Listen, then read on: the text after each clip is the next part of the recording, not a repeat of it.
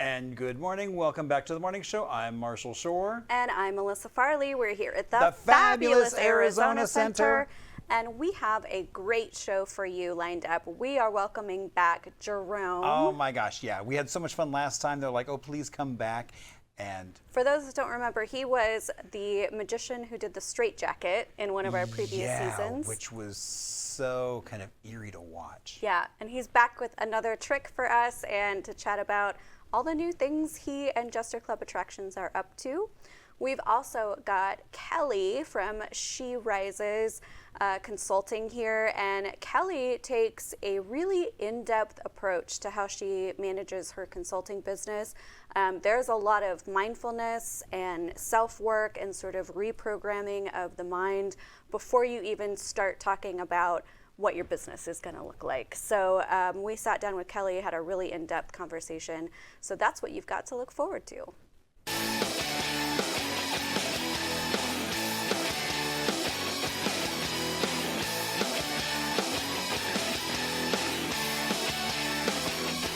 And welcome back to the morning show. I am Marshall Shore. And I'm Melissa Farley. We're here at the fabulous Arizona Center. And I had a really, really nice, well, I've still been dealing with the migraine thing, but I went with my mom to the Briar Patch, which takes place at my old high school at Ironwood High School every year. And it's basically all holiday vendors. So like... What holiday? Halloween and Christmas mostly. Okay. So it was really fun. I always enjoy it. There's actually some really cool stuff this year. I saw my first thunder gourd. Have you seen those? Do you know what those are? I've never even heard of a thunder gourd. I mean, I know glitter gourds. So these are, I mean, it's a gourd, and it has this thing that hangs from it, and when the wind moves it, it sounds like rolling thunder. It is the most remarkable thing. Oh, wow. Now, they're out of my price range. They usually start around like $150. So is it dried? Yeah. Okay. Yeah. Okay. It's really cool. I don't know what the mechanism is that's in it. I don't understand how just moving a string makes it sound like rolling thunder is coming, but I was fascinated by it. It was really neat. But I also got this cute glitter ghost cup, so I have a new Halloween cup. Yep. So I'm a pretty happy camper. And what is that? Oh, that's a straw cap. So make sure that like stuff doesn't come out of your straw. You can just put that on. Okay. And this is a not that you can see it. Yeah. Okay. It's a boot. The little pink cowboy boots. Okay. Fun. Yeah. So that was a fun Sunday. How about you? What have you been up to? Yard work. Ooh, that exciting stuff. Because, well, you know, after all that rain, yeah, the front yard was weed heavy. Yeah, we have some weeds too that I got to take care of. Also, if you had any tree damage like we did, I have a friend who owns his own tree company, Bill Weatherhill, and if you need a good referral, I'm happy to shoot you his information. He's actually coming this week for us. He got a lot of calls, after that storm happened. Right, I know, and after seeing that, I'm kind of like, those palm trees in the backyard that are really tall, they probably should go away before they make their way down. Well, we've got a beautiful ficus tree, huge, in our front yard, but it's like on our roof. Like it needs to be, right. So we're going to have that taken care of. But yeah, so I just think that this is going to be a really great episode. We've got a little magic. We always have a little magic, but between now we have Jerome to provide even more. Yeah. And I mean, and he's always so much fun when he's on. Oh, he is. So I look forward to having him on again. Yes. So. And then Callie is also talking about her own kind of magic that she works with her consulting business, mostly working with women, to kind of step into their power and really embrace who they are, and then create a business that authentically aligns with that. So. We hope you enjoy this episode, and we've got so much love for all things local that if you would love to share with us events or people that we should have on the show, anything that you think is just worthy of sharing about and celebrating, we would love to hear from you. You can reach us on Instagram at On The Morning Show. Or email at hello@onthemorningshow.com. That's right. All right, we'll get to it. Time for some interviews.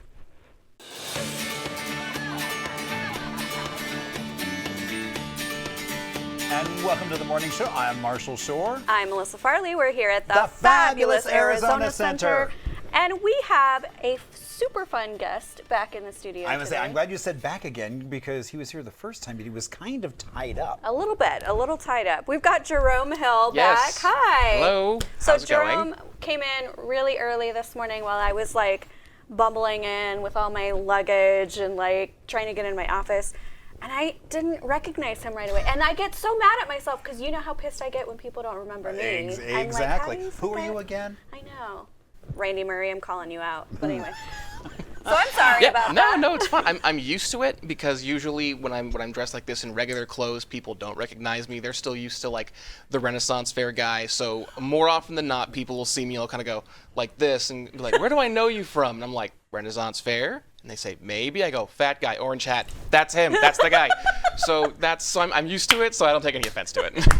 Okay. Well, still, I feel bad about it. No problem. Also, that's a lesson for folks on a serious note. That probably means you're not being present. Like, I just wasn't being present with you, and I said hello, and so that's it was like 10 a.m. So who's present at 10 a.m.? I get up at 4, so I should be present by 10 a.m. That's fair. But I think, like I said, I think I was just bumbling. Lying to say you're taking a nap. Huh? Lying to say I was taking a nap. I always take naps. I'm a big napper. That napping is good. Well, Jerome, we've got you back. Yeah. So we were making jokes. Last time he was here, he did the straight jacket, which was so weird and fabulous. Yeah. It was a good time. It's fun. I actually haven't done the jacket since then. Yeah, I haven't had a reason to do it. I thought it was like PTSD. Oh, like, no. Like, Not at all. You broke me. No. No, but I might soon, because I'm still actively on tour right now. I've been home here for a little bit, for a few weeks. Doing it's called Reign of Laughter Volume 2 is the name of the show. Last year was Reign of Laughter Volume 1, so we're doing a sequel because it's a lot of the same shows, but with some new ones, and one of those new ones is actually the State Fair. It's why I'm back here. I'll be there this month. I love the State Fair. It's a bucket list one because I've never gotten to do it before independently. I've done it for like the Ren Fair and stuff like that, but this time they called me. So you're actually a big performer. Yes, they called me. So you got to go to the Carney Cafe. Yes. Yes. Wow. So they go to the hello, Cafe. friend. Yeah. It is so nice I know. to see you. This is going to be good. Yeah. So it was really cool when they called me because I did County Fair earlier this year with my cohorts in Gaslight Circus, and we had a lot of fun there. They enjoyed having us, and they sent out an email that I accidentally deleted at first. I was just clearing out my inbox. I'll get loads of junk, and I got rid of one that said invitation to apply to, and it was gone. And I was like, oh, I hope that wasn't important. And they followed up, and I realized, oh, it was important. And I just sent back this, I'm so sorry, please, I still want to go do this. I'm so glad you thought of me. So they had room, so I'll be there on September 21st. I'll be headlining at 7:30 on the Citrus Grove stage. Oh, cool. Amazing. Congratulations. Nice. Yeah. And I'll be here for a little while after that, but then I'm finishing my tour for the year in Las Vegas. I'm doing a short 6-day residency with the Age of Chivalry Renaissance Fair over at in one of their big parks they're doing. Cool. Oh, very cool. Well, that sounds all very good and exciting. Yeah. So, I've been trying to ignore this thing that's in front of you. Can we talk about the thing Absolutely. that's in front of you? So the big red box. Yeah, the big red. So the big red box is one part a prop that I use, but it's also kind of a part of a growing project. In Magic, we call this an attaché. It's usually like a pop-up suitcase or a little music stand, and they usually cost like hundreds of dollars to get one. This one cost me about $25 because I bought the chest from a Goodwill and the tripod down here from a Walmart, drilled a hole and stuck it on there. And when I did that... He's an innovator. Yes. When I did that, it kind of had the wheels turning in my head of similarly with my company, JesterClub Attractions, finding ways to help empower artists to kind of be their own boss and stuff like that. We started thinking about how do we also empower artists to get the props and materials they need without breaking their budget? And so I'm working on a kind of DIY magician's book called Foolish, which is ways to find affordable means of designing the best magic show you can possibly do using what's available to you. I'm hoping to have that out in the spring of next year, Oh, cool. but it'll have things like ways to find easy boxes, ways to make them fit your show, but also has like pertinent information like finding venues to book, how to talk to managers, how to make sure you're not getting, bent over a barrel on what you're actually worth and things like that, Right. while also giving away some of my own personal tricks. It'll be marketed towards magicians who want to learn the things that I do, but also I'm hoping other artists can see in the book that what's in there also applies to anybody trying to make it in this business. It's very smart, very generous. I love that you're kind of opening up your toolbox And here. the best part of it is it's going to be completely free. Wow. I'm giving it away. Oh my gosh. Nice. It'll be physically available, hopefully at any shows that I do. So if I'm at a show and you want a copy, you can come get it from me when it's out. But if not, I'm going to also have it accessible online, just completely free to download. Oh, very cool. Because Explain the foolish name to me, though, because it sounds pretty smart. It sounds like a smart book. that's it. Because most people who focus more on, getting, the most money as they can out of people, there's a certain point as an entertainer where you're doing it because you love it, you're doing it because you want to pay your bills, but then you get back to doing it because you love it because now you're paying your bills. You have to find that spot to give back. Not everyone hits that line. Right. Some people stay right here of, nope, must get every red cent out of everyone, especially if they want my secrets. I've hit a point where I want to leave this better than I found it. Yeah. So the way I want to do that is to take what I can't take with me, and that's all my ideas and designs, and just say, here, if anybody, even one person, uses it and likes it, then cool, job done. That's really great.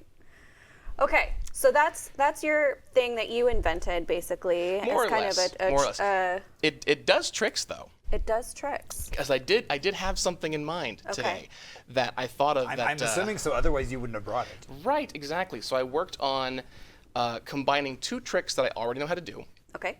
with a new effect I've never done before. Never done it on stage, never even done it in my own privacy, my own home. Is there fire involved? Not this time. Okay. Not this time. We're a premiere. I know. Yeah, I'm I like, thought about doing something a little more safer than straight jackets, because it was literally flipped a coin. Will I do the new trick, or will I bring out the razor blades we talked about last time? Yeah, I remember So that. what that means is if this goes well, and there's I'm glad we have a box. yeah, exactly. Well, if this goes well, There and might there's be razor blades in the box. Well, that's true. there could be, they are in here. I keep them with me all the time.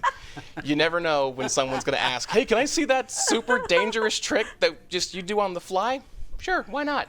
But not today. So it's a two-part trick. It involves both of you. Okay. So, Marcia, I'm going to start with you, actually. All right. So all I need you to do, how's your memory? Fair to waning. Fair to waning. Could you memorize a picture if it was right in front of your face? I can. All right. So we've But got don't here. ask me what I had for breakfast, because I couldn't tell you that. So I've got here all these playing cards, All right. standard deck of cards. I picked these up at a Five Below just yesterday. Okay. So what I'm going to do now is just kind of shuffle them around like so. And now the important thing here, Marshall, is what I want to do is I'm going to start stack shuffling like this. It's where you take the bottom of the deck like so, stack it like this. And whenever you're ready, just tell me to stop shuffling. Stop. Okay. Now, I'm going to show you the bottom card. I'm going to look this way because I know there's a screen over there that could give it away, but I'm not going to do that. Yeah, okay. I'm going to play totally fair. Okay, you see the card? All right. Memorize this card if you will. Got it. Don't forget it. Whatever you do, like your life depends on it, hang on to that card, okay? I'm going to take it, and I'm still not seeing it. Going to put it back in the box. And then this box is going to go into this box. And I'll lift this up here. And what I've got here, Melissa, it's your turn. Okay. We're going to do something with these. Are you familiar with one of the oldest tricks in Magic? It's called the cups and balls. Not the Las Vegas like shell game thing. I'm not going to take your money. I was going to say, I'm waiting till I was like, I'm waiting till He's got a October book to to do pay that. for, so right? come on, I pony know. up. Publishers are expensive. Okay, so all you have to do is I have these 3 metal cups here, and right here I have these 3 little red balls. okay. Now, this trick does use a magic word. I'm going to put one right here and one right here. And now what we're going to do is the magic word is not abracadabra, it's not hocus pocus, it's not hocus pocus 2. It's very important. Thank you for laughing at that. Most people forgot that movie even happened, and I think that joke is the most publicity that movie actually Well, that's, got. I was thinking, I was like, wow, no one was in that movie since it came out. Yeah, somebody referenced the movie. So I'm going to take this cup right here Okay. and cover it just like so. The magic word, by the way, is potato. Potato! My dad was Irish, so say potato. Potatoes. Potato. And the ball's going to fall through the cup just like that. The idea is to get them all in the same place. So here's how that works. Okay. What we do is we're going to get them all in the same place by taking that ball, and we're going to cover it up again. Okay. Like so. Put this here, put it in the middle, cover it like that. Potato. Perfect. You're already catching on. Now we've got 2 like so. Put it there, Cover it up again. This is called a conditioned response. Potato. Very good. And you get all three. Now, for the sake of it being on TV, I know you could do this in post, but it's way funnier to do it live. Say potato in slow motion. Go. Potato. Guess what happens? All the balls are gone. No, big red one, big actually. Red ball. And if you're not sure how the big red one got there, do me a favor, say potato one more time. Potato. Because you get an orange one, too. Ooh. And now, this way this trick also works is potato is a very important part of the trick. You see, if you say the magic word wrong, you say potato, a potato should appear under that cup. But sometimes when you say potato, the trick doesn't work. So say potato. Potato. And if it doesn't work, you actually get a lemon, and that doesn't always help. Now, Marshall, I did not forget about you. Oh, I was worried. Do you remember the card that you were holding on to? I do. Do you have a citrus allergy of any kind? Not that I know of. Do me a favor and peel open this lemon.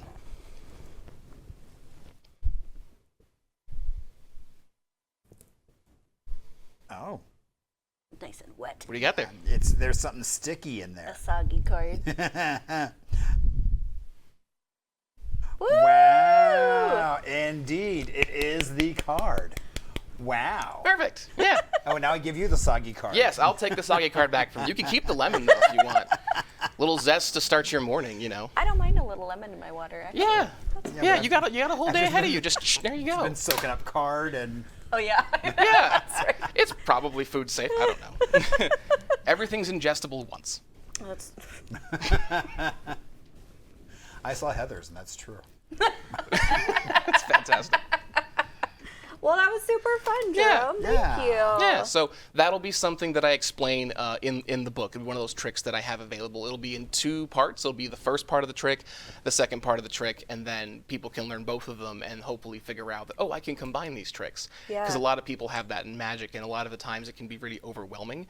So, you know, there's a lot of magician sites like Vanishing Ink or Daily Magician or One Ahead that'll say, if you sign up for my newsletter, I'm going to give you 50 PDFs with free magic books full of tricks that are almost impossible to decipher because the people who wrote them have been dead for like 100 years. So it's high time for a more modern variation that's a little more user-friendly, most importantly with no strings attached. Very cool. Very cool.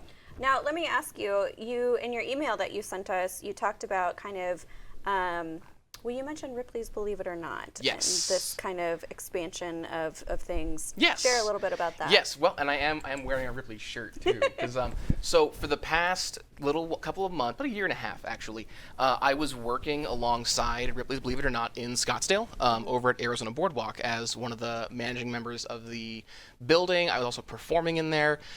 Ripley's recently actually moved on from Arizona. They had a bit of a lease dispute with AZB and have moved on, but that was part of me expanding, of trying to find ways to kind of latch on to a larger company in hopes that I can hopefully grow more and show more of an audience and stuff like that. And they were interested. It's kind of side-tabled for right now, but it was a really cool experience for me, because for me the top two businesses in what I do really are like Ripley's Believe It or Not and Ringling Brothers, for example.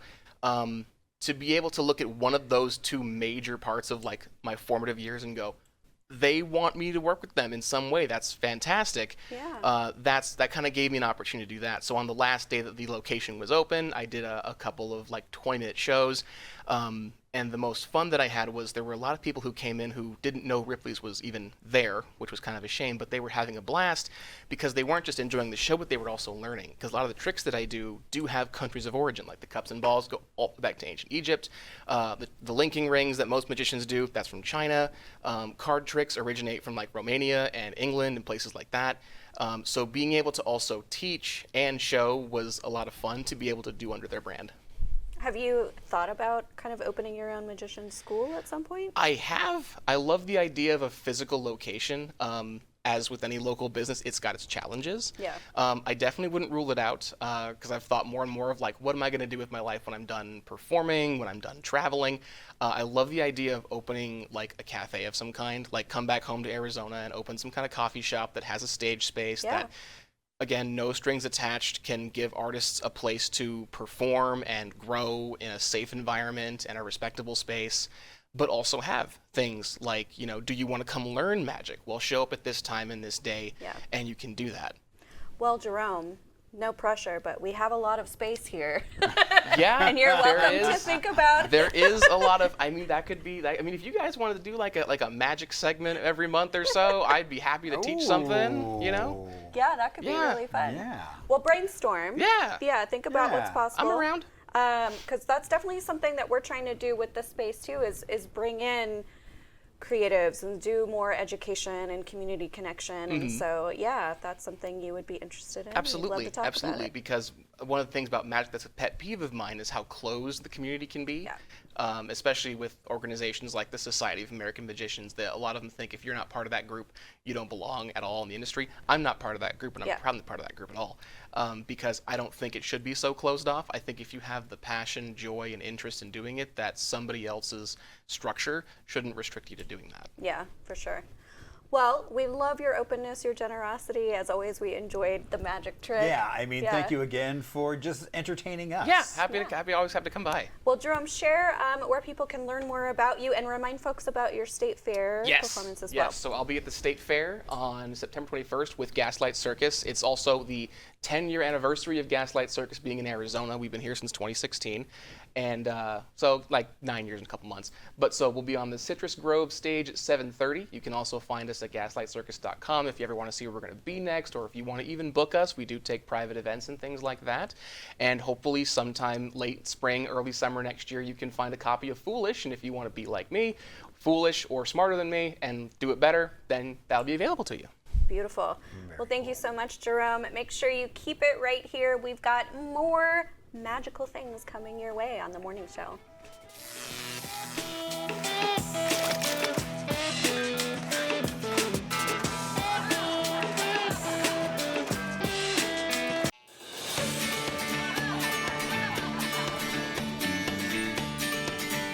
And welcome back to the morning show. I'm Marshall Shore. And I'm Melissa Farley. We're here at the fabulous Arizona Center. And we have more awesome people to talk to. Can you believe it? I know. I love how that always seems to happen. Thank you, Anne. Thanks, Anne. So with us now, we have Kelly from SheRises Consulting. Hi. Hello. Thank you for having me. So happy to have you. Okay, so Kelly, tell us a little bit about you and SheRises Consulting. Yes. Well, SheRises Consulting is honestly all about me and my experiences that I've had growing up as a kid. I was a nerd. I was kind of a nerdy kid. I sat in the back and I'm like, I wonder why people behave the way they do. Why do they think the way that they do? And it just kind of spiraled from there. My entire life has been really about studying people and their behavior. And I wanted to put it all together just to help them just be the best version of themselves that they can be. And one of the things as I was growing up as a female, I started to realize that, you know, a lot of females take a step back and stand in the background. Yeah. And I was like, yeah, that's not going to happen to me. And any female that I come in encounter with, I don't want that to be that for them. So SheRises really grew out of that and honestly my love of psychology. So I started working. I was going to say, women. you'd make an amazing psychologist. Yes. Or Oh my gosh, neuroscientist. you want to talk about a psychology nerd? That is me. Yeah. I've studied everything under the sun just to have an understanding of how people function. Yeah. And so that's how honestly SheRises kind of came about. So I started working with women and really going in on a subconscious level of doing reprogramming because and believe it or not, throughout the day, we only use 5% of our consciousness. Yeah. The other half is our subconscious behavior. We're literally running on autopilot every day. And I thought, well, if I can get into that and reprogram that, then you know, that's the programs that are playing. Let's make the programs awesome. So I started really working with women, a lot of women that have had like a lot of trauma, believe it or not, that they hold inside. Right. I was like, well, let's purge that out and replace it with something that who you are. Who are you authentically? Right. And so I just started kind of peeling away the layers and doing reprogramming in the subconscious just through simple conversation. I learned a lot of hypnotherapy in my studies, so I started to realize, oh, wait a minute. When I'm having a conversation with somebody, when I ask the right question, you can literally see it through their eyes and their expression and the things that they're doing, that it's reprogramming in their subconscious. And I thought, I'm just going to start doing this to everyone. I Let's see how it works. Are you doing it to us right now? I am not yet, but you never know. Maybe a little bit later. She's only been on for a few minutes. Are we hypnotized? No. Yeah. No, but I do think this is really important. It's funny, I was actually having a conversation with my husband this morning because I'm in kind of this place where I'm learning a lot of new things, running the morning show and kind of turning this into a business model, not just something that we do for funsies. And I was telling him, you know, what's interesting about how he kind of approaches things and how I approach things is he's got it ingrained with him whenever he starts something new that like, this is going to be awesome. I'm going to do great. I'm going to learn something new and it's going to be this awesome experience. And I come at it from like, because I have had a lot of trauma in my life where I'm like, oh, this is going to be bad. Like I'm going to be really bad at this, and like, oh, I'm going to let people down. This is going to be disappointing, you know? Yeah. And I said, it's really interesting. I'm curious what that feels like to start from a place of empowerment instead of a place of where I come from, you know? And so it's just interesting that you bring that up, because I do think a lot of women operate in that way. And even women that come off very strong and very confident, a lot of times that's an underlayer that you don't even know about. It's so true, because, you know, I've made a lot of confident women. Even you, sitting here with you, I'm like, this girl's got a lot of confidence. But when you really get to know somebody, you can see where that trauma has come from. Yeah. And in all honesty, it really breaks my heart. I mean, I've had trauma myself, and you know, I was like, I can't stay swimming in this junk, because I want to create a life that I want to love, that I want to wake up every morning going, what is going to be my experience today? Right. And, you know, let's do this. So like I said, I really started working with a lot of women, even really confident women, because we, for a very long time, have also lived in a society where a lot of it is women have to take a step back. Yeah. You know, women have to kind of downplay who they are, minimize who they are, because, you know, there's this fear of being too much.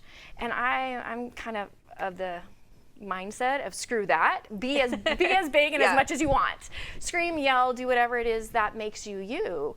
And my goal with SheRises is to start empowering women to just be more authentically who they are. But sometimes it takes a lot of digging to even know who you are. It does, yeah. Because we've spent so many years just being somebody else, to please somebody else, to fit in somewhere. And I think it's now time for women to fit into who they are. I think a lot of people push back on this idea of what she's talking about, but there are studies where they have given like people statements that folks have made, and sometimes they're attributed to a male name and sometimes they're attributed to a female name, and they're the exact same statements, and it'll say like, oh, I'm really good at what I do, and I, you know, kind of these kind of declaration statements.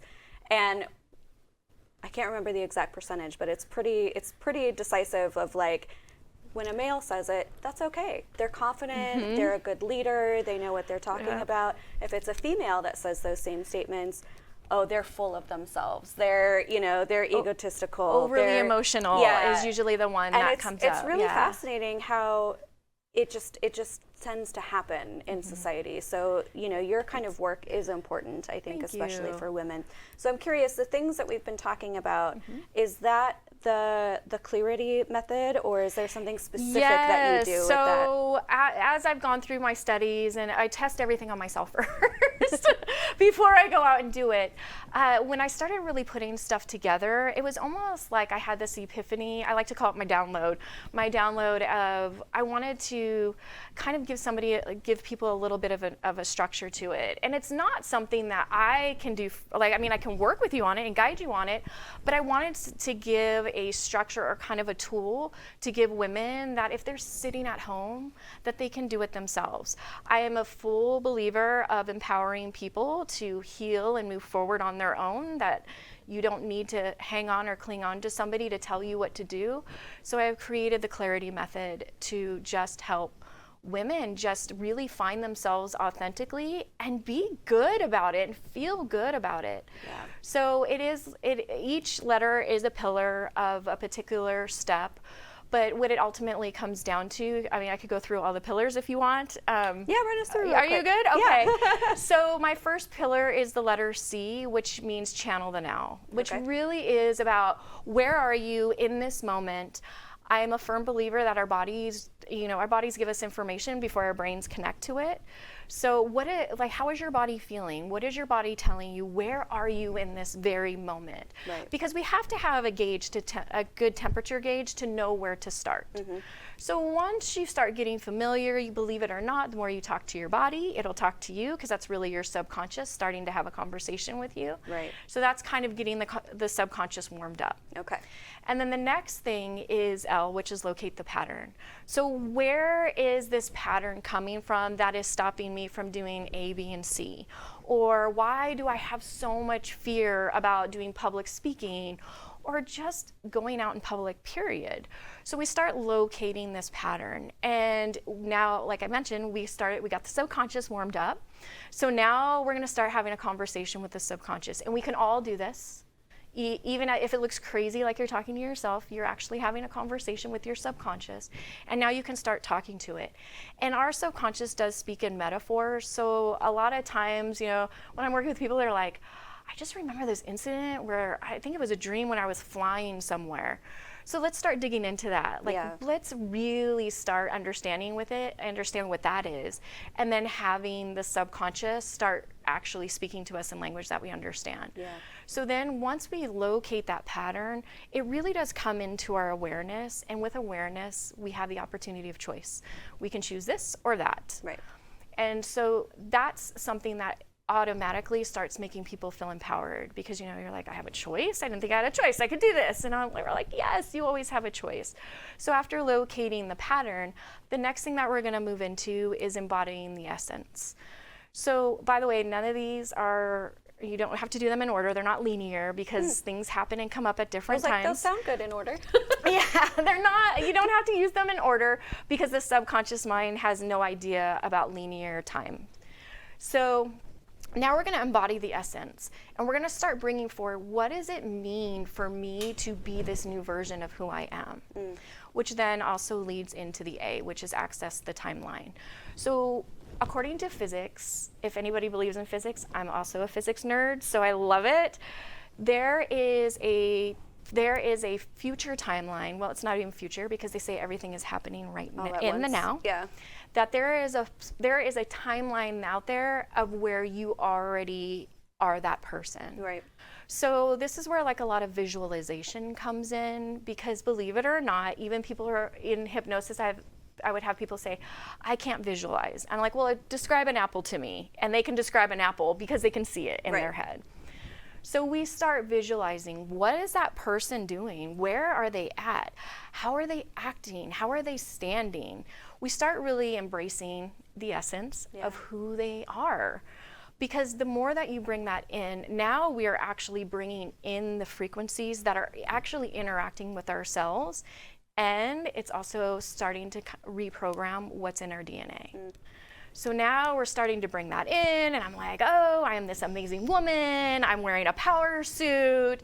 I'm looking great. I'm in front of an audience. And you can even hear their energy start to rise as they talk about it. Yeah. So now that goes to show me that they're starting to really embrace it and to bring it in.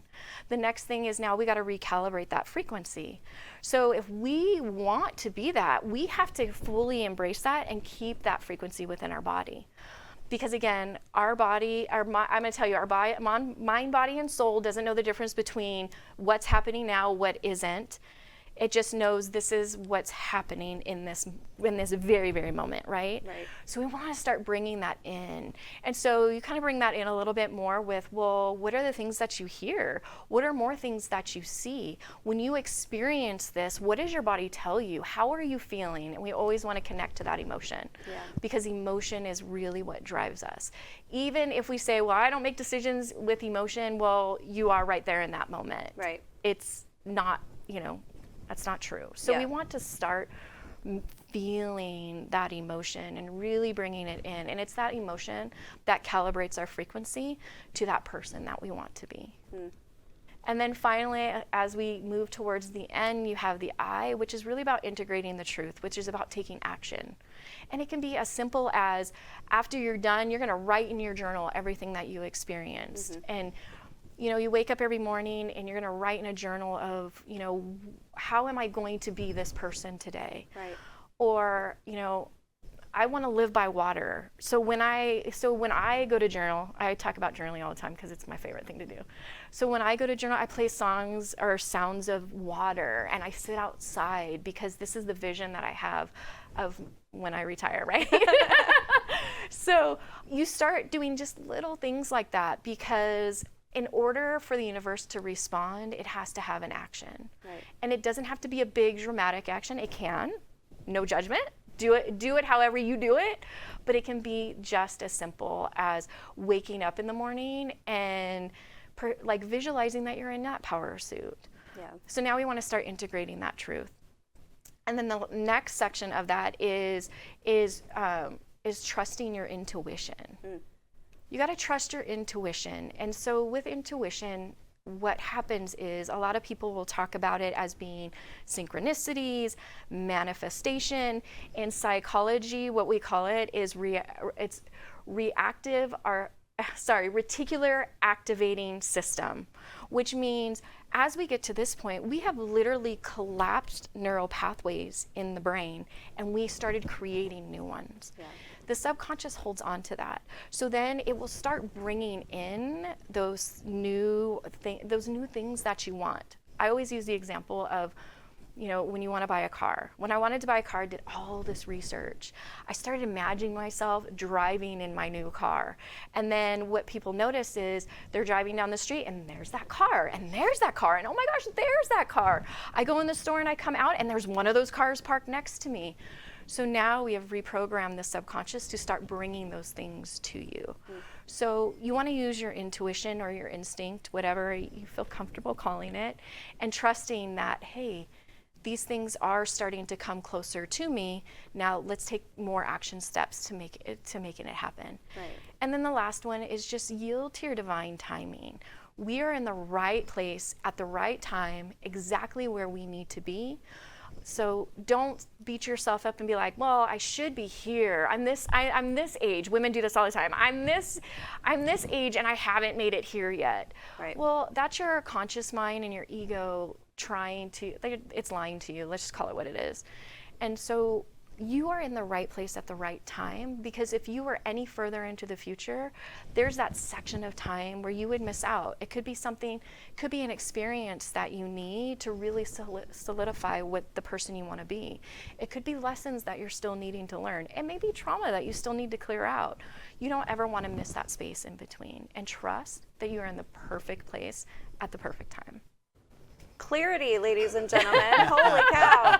Were you taking notes? Because I feel like you should have been maybe doing that. No, these are nice, for me, they're nice reminders, nice affirmations of a lot of the work that I try to do in my life. But if this is new to you, if this is sounding new to you and something you would like to explore, good news, Kelly has a consulting business where you can work with her on that. Now, the next kind of level of things that you do, though, is once people do this work and are more aligned with who they are, you then help them create and develop kind of a business that better reflects who they are, like authentically, right? Is that kind of your goal there? I'm all about creating businesses that speak to who you are. Especially, again, for women, there's a lot of things that when you start building a business with women that start to come up. I can't do this. What are people going to think? And, all those wonderful things of judgment. So if you can do the work in the beginning, it brings a lot less of that into when you start building your business. Yeah. So one of the methods that I use to build business is known as human design. For those of you who don't know what human design is, it is a method that is created that really talks about the blueprint and who you are. And it is so scary accurate, it's not even funny. I mean, when I learned it and started living that way, I'm going to tell you, my life completely had balanced out, living with ease. I know when I'm out of alignment by the things that are happening and the way my external world is mirroring back to me. But there are literally secrets within that blueprint that talks about, you know, what you're here if you decide you want to do a business or just be yourself. It's what people receive from you when they work with you. It talks about your messaging, your branding. It's all in there. Yeah. And when I sit down with somebody, I want to make sure that I'm creating something that is within the flow of their life and not what the world tells everybody that they need to be. So I can honestly say from my experience, the way that I operate, if that's what you want to call it, is not anything the way that the other 80% of the population operates. Yeah. So I can't push like a generator. I can't manifest like a manifester. I mean, we all can manifest, but you know, I have to work at it a little bit more.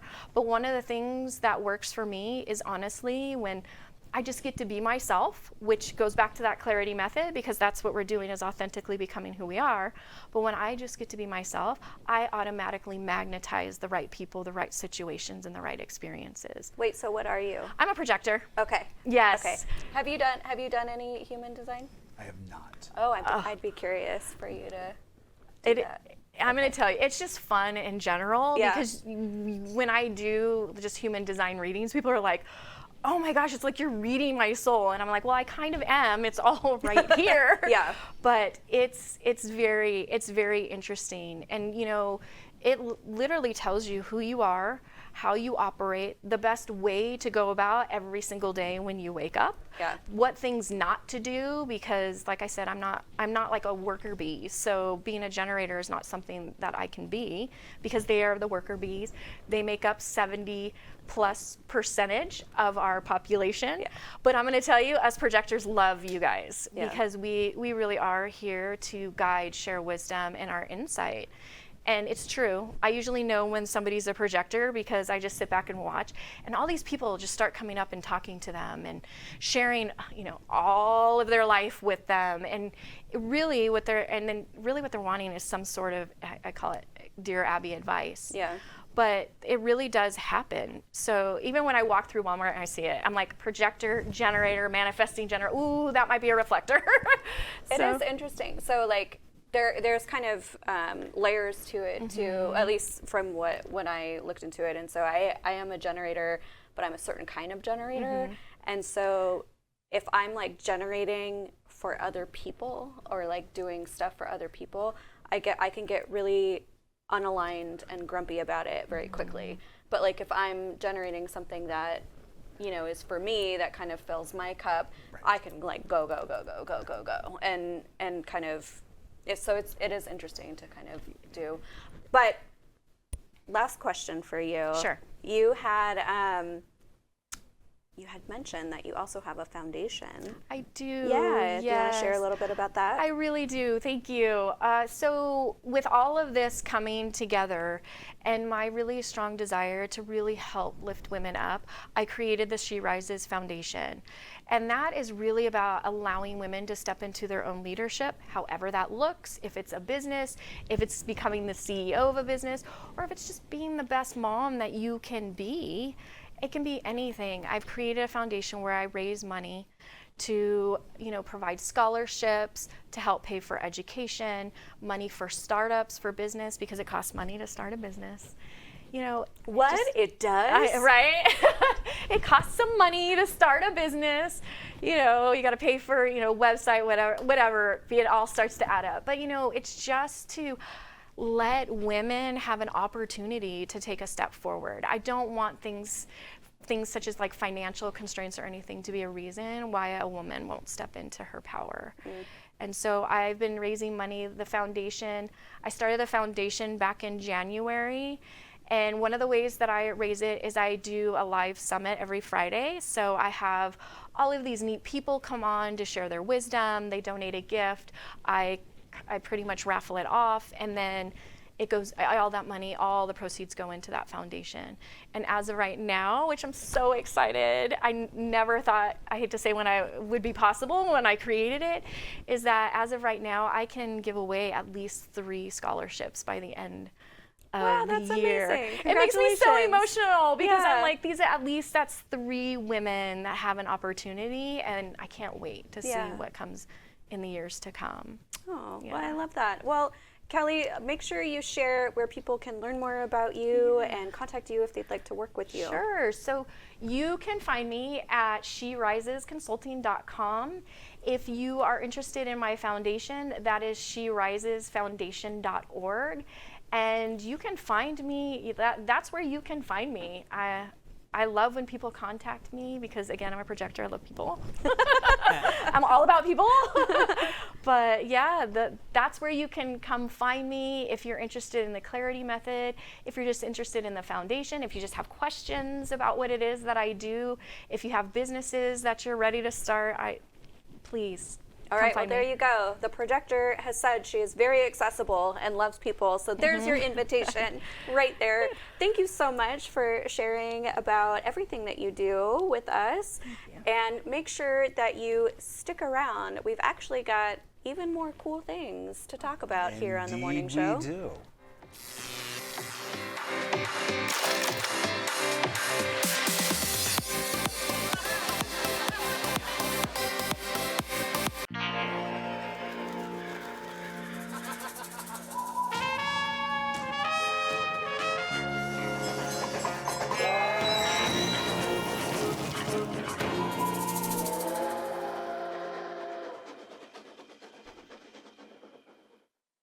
So, Melissa, now that it's getting fall, I'm starting to put on the calendar some more tours, things like that. Yeah. So looking forward to that. Are you doing haunted tours again? So I'll be doing some haunted tours. I think we're trying to cook up something else that'll be really interesting and no one else is doing it.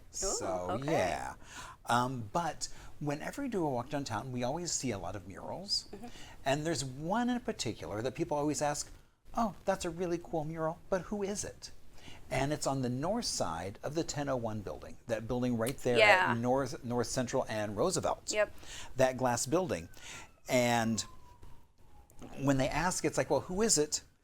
That's what we're going to talk about today is who is that mural? You know what's interesting too is I never considered it a mural because it's on glass, but I guess it is. It is. And actually, so it just celebrated 5 years. Okay. And so Antoinette Colley, the artist, talked about kind of how it went from a painting she had done to then basically being printed and placed on these windows. Yeah. And so, but the story of it's James Baldwin, and even though he's not of Phoenix and doesn't have a connection to Arizona, it was interesting to just kind of talk about a little bit about kind of what that means. First off, let's talk about just that particular corner. In the 50s, it was a gas station. Phoenix was quickly growing. Cars were king, hence by all the roads. And Central Avenue was a lifeline for people to get to downtown, as well as people that were cruising Central, just driving by in their cars. And so in 1960, the gas pumps disappeared, and architect Fred Geary designed the Coronet Hotel. Now, it was modern, it was stylish, and right in step with the optimism of the era. Built for cars, as well as in 1960 for the presidential election, it became John F. Kennedy's Arizona, one of his offices. So, which is cool. By the 80s, the hotel was looking a little run down, not so modern. Phoenix was changing, and the building was stripped down to its steel frame and concrete floors, and then they wrapped it in glass. And even though that mural had not been painted yet, that building was able to watch as the cultural rebirth of Roosevelt Row, all the stuff was now happening in downtown that building got to see with its new skin. Yeah. And in the 90s, then the police moved in at one point. Also, Maricopa County Health moved in. And so that was kind of interesting having them both there as the community was just really developing.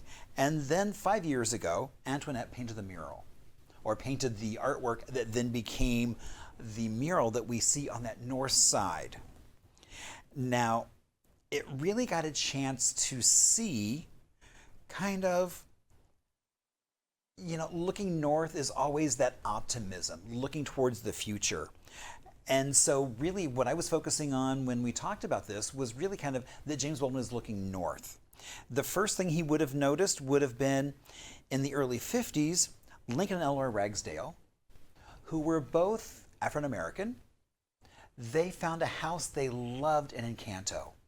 And they could hardly wait to move in, except they were not allowed to own homes. So they became basically activists, not because they shouted or carried a sign. A friend bought the house and then in the titling process gave it to them. Okay. So that way they were able to be there. They were there for over 15 years and endured harassment, graffiti, vandalism, but they broke that barrier for then other families to move into. Now also that area would have been very LGBTQ friendly. Even in the 60s, basically there was a bar there called the 307 that if you look now at 222 right in front of the Illuminate building, there is a plaque that commemorates the fact that it was an LGBTQ space from the moment it got there to also allowing a young artist, Ted DeGrazia, who was looking for a way to paint and drink, emphasis on the drink. And they said, as long as you're painting, your drinks are covered. And so the place was filled with Ted DeGrazia murals. Sadly, they were not able to save them when the building was demolished. Now, if you look just north of that 1001 building, there's a short building, and that was originally the cocktail lounge for the hotel. Okay. And then as the hotel started kind of going down a little bit, it changed into a variety of bars and ended up being Cruisin' Central, which was in the mid-70s, which was a very trans-friendly bar at that point. And you could only access it through the alley. Now, this is a time where the police also at one point had moved in the 90s. And so there was a big debate on terms of, were they watching with binoculars or were they just monitoring the community? Yeah. The harassment got so bad that the bar actually filed a formal complaint against the police for what they were doing. Also, just south of there, 60 years ago, there was the 8-Day Coffee House, and there was a night raid where 20 plus people were arrested for dancing and taken downtown, and many of those folks lost families and careers because of that.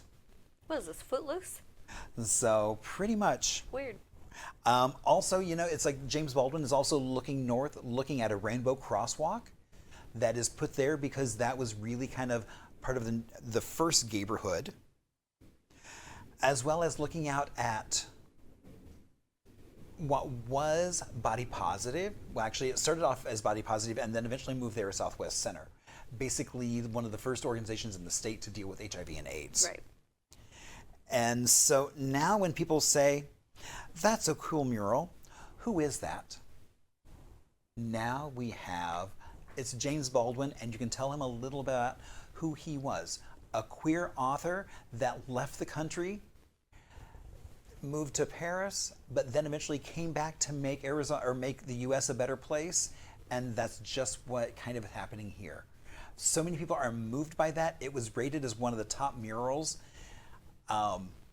in the state. Yeah.